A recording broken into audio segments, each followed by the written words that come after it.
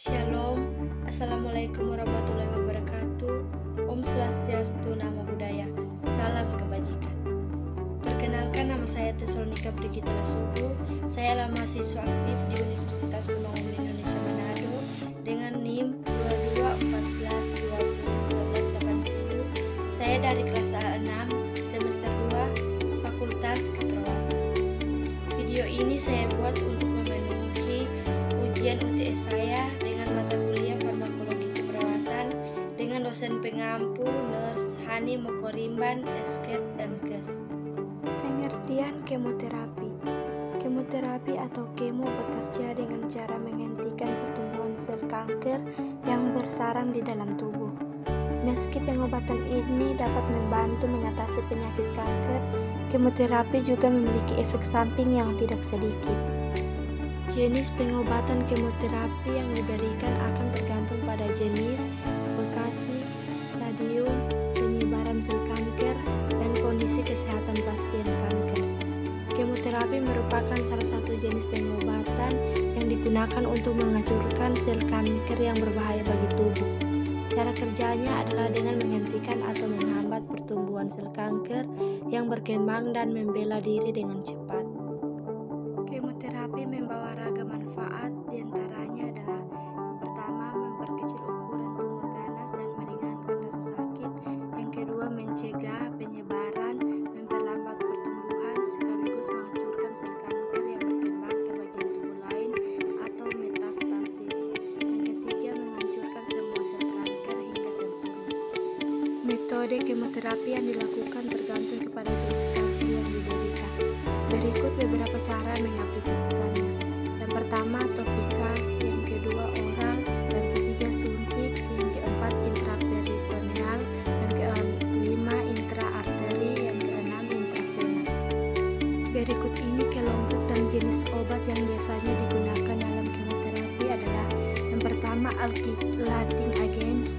Obat alkylating agents mencegah sel agar tidak memuat salinannya sendiri dengan merusak DNA yang ada dalam sel. Biasanya obat ini digunakan untuk mengobati kanker paru, kanker payudara, multiple myeloma, dan kanker darah. Yang kedua, antimetabolites.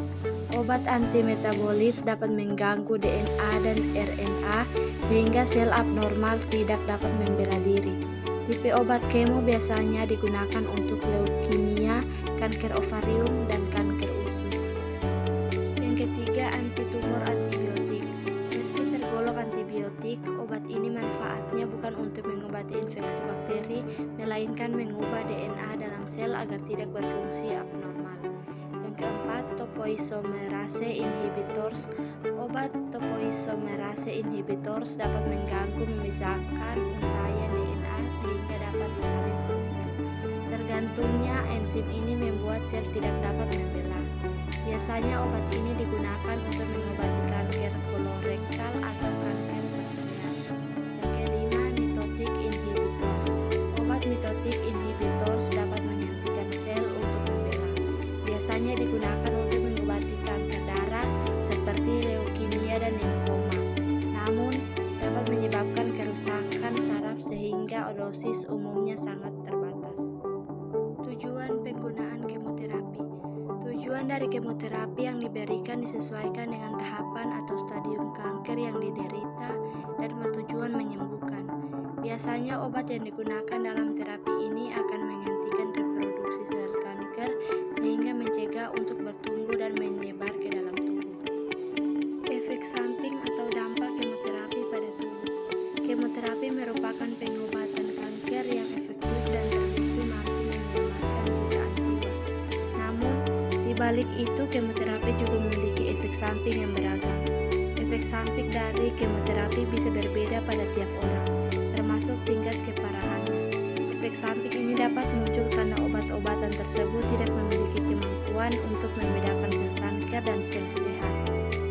Efeknya, sel sehat yang berada di sekitar sel kanker dapat ikut rusak dan menimbulkan sejumlah efek samping seperti rambut rontok, nyeri, kehilangan nafsu makan, perubahan indera perasa, mulut terasa pahit, asam bahkan tidak merasakan sama sekali, penurunan berat, mual dan muntah,